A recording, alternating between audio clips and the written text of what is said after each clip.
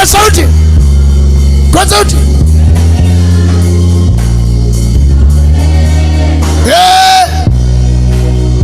Aya, tuimbe tena tena. Ombi langu Bwana wangu we, kwa kumaanisha, hebu maanisha, sitawe